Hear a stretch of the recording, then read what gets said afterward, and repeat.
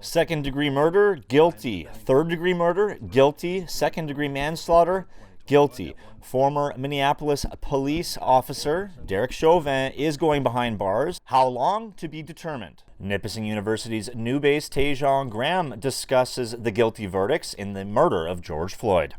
330 days to confirm what we already knew. 330 days of reliving the trauma of George's murder, fearing that the system will let us down again, and mourning so many more that we lost. For a murder witnessed by millions. This isn't proof the system works. It's proof of how broken it is. Because it took us this long and this much attention, until we have a world where our communities can thrive free from fear, there will be no justice. The sentencing is still coming, so what are you expecting? What are you hoping for during the sentencing of Derek Chauvin? Well, I'm hoping for, the biggest thing I'm hoping for is that he's put away for the rest of his life. You know, he is now a convicted murderer, so I would hope that, from what I've seen, it says, 45 years, 25 years, 10 years in terms of all three. However, I've also heard that it might possibly not be served consecutively, but concurrently. And also, too, apparently, according to, Minnesota laws, the judge has the decision. So, and apparently in Minnesota, there are times where the person convicted will serve up to 2/3 of the sentencing. So I'm hoping that he's sent away for the rest of his life. Now, Taijon, one thing Caucasians do not have to worry about for the most part is being shot for being pulled over for a broken light, for an infraction with a vehicle. However, that is not the case for many, many Black Americans. This is just coming to light now for the general public, but I have a feeling you may have known this a long time ago.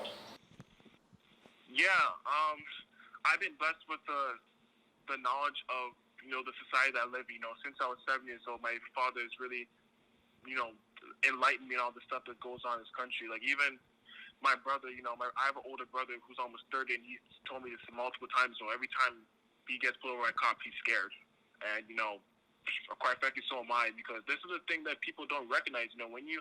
For Black parents, these Black parents, like my father, for example, like at the age of 7, have to tell your kids, make sure when the police comes to you, make sure you keep your hands visible, talk slow, don't fight back. Like, these are things that, to be blunt, like, white parents don't have to tell their kids, because they don't know what it's like to, when you see the cop behind your rearview mirror, you don't know what's going to happen to you.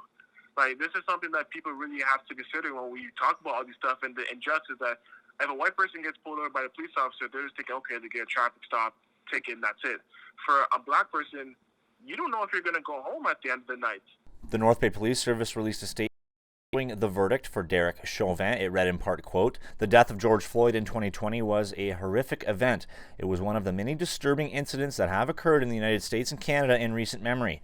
These incidents have forced police services across Ontario and around the world to confront issues of racial injustice." It went on to say, "As police, we stand with all members of our community and commit to ending anti-Black racism and all form of racism and discrimination. We will continue to work with the people of North Bay and Callander to address issues of equality and justice for all," unquote. Reporting for Cogeco News, I'm Clarke Heipel.